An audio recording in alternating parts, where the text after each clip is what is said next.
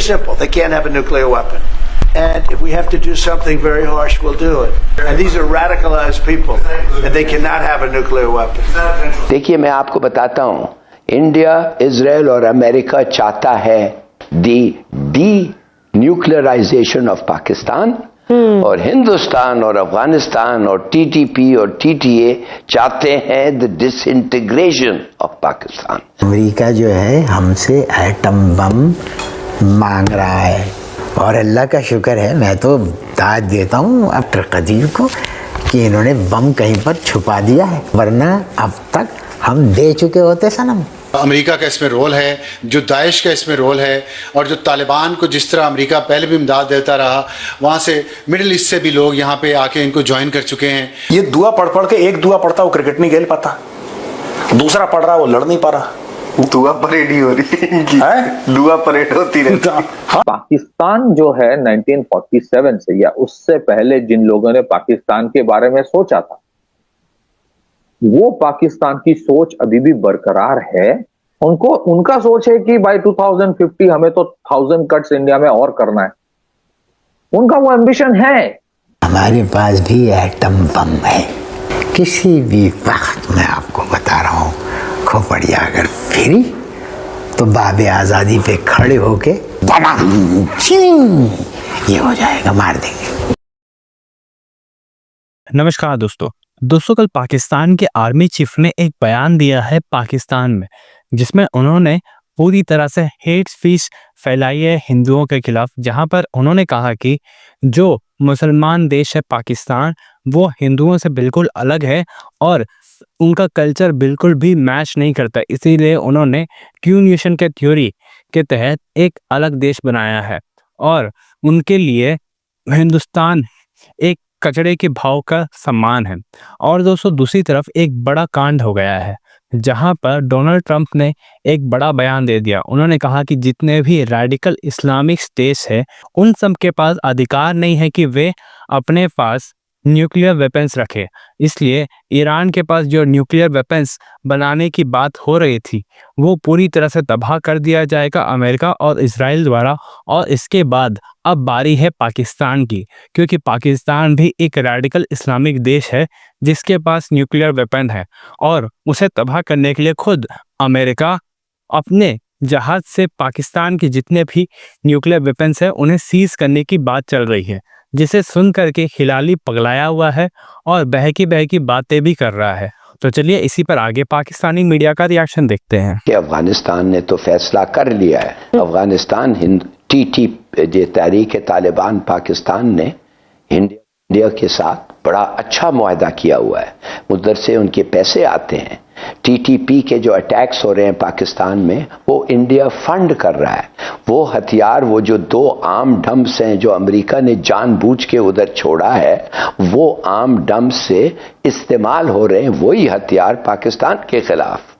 आपने कभी सुना है कि एक टीटीपी के टेररिस्ट को टीटीए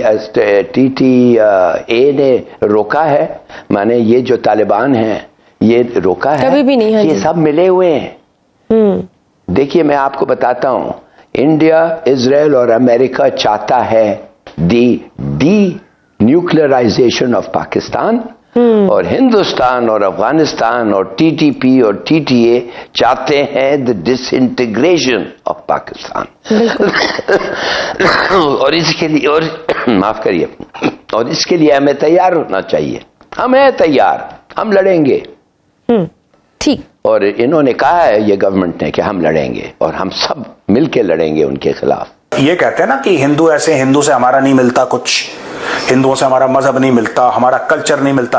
हिंदुओं से नहीं मिलता तुम्हारा कल्चर? ओ भाई, तुम्हारे दादा का नाम रामलाल है। आसिम मुनीर से पूछना तेरे दादा के बाप का नाम क्या है। मैं जनरल आसिम मुनीर से पूछ रहा हूं, तुम्हारी 4 पीढ़ी पहले, 4 पुश्त पहले तुम्हारे दादा परदादे का नाम क्या था? नाम जरा बताओ सबके सामने, मैं बता रहा हूं। और ये बात मैं हर एक पाकिस्तानी, ये सब झूठ बोलते हैं। ये सैयद हैं तो वहां से आए हैं, और एक कुरैशी हैं यहां से आए, ये सब फ्रॉड है इनका, सब झूठ है, सब ढकोसला है। इनके या तो इनके परदादा हिंदू थे या इनके परदादा सिख थे। नाम क्या है जी? मेरा नाम है जी रंधावा। और रंधावा साहब आप कहाँ से आए हैं? रंधावा साहब आप कहाँ थे? हमारे वो एक्चुअली हम लोग अरेबिया से आए थे, हमारे मोहम्मद बिन कासिम के साथ। ठीक है जी। नाम क्या? सेठी। Najam Sethi. Najam Sethi is never said it. Najam Sethi पढ़ा लिखा आदमी है। नहीं मतलब एक नाम मुझे सेठी में आ गया। नाम क्या है जी आपका? सेठी। ये बुखारा से आए थे।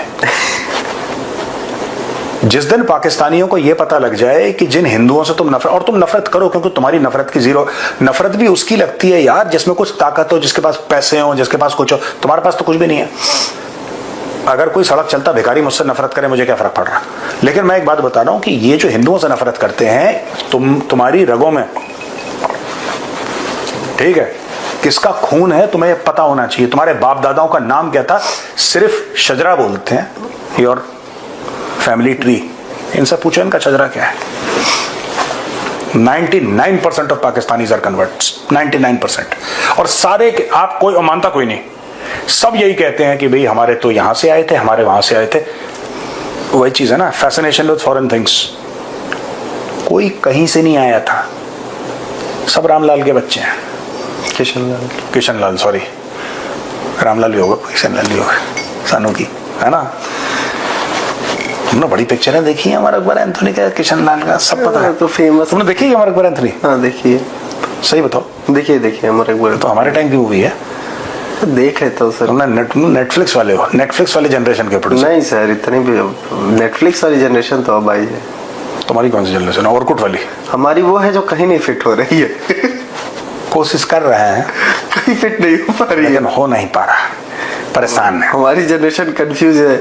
हमने बिना मोबाइल वाली भी टाइम देख लिया, फिर वो छोटा मोबाइल, फिर स्मार्टफोन्स भी हम देख चुके हैं।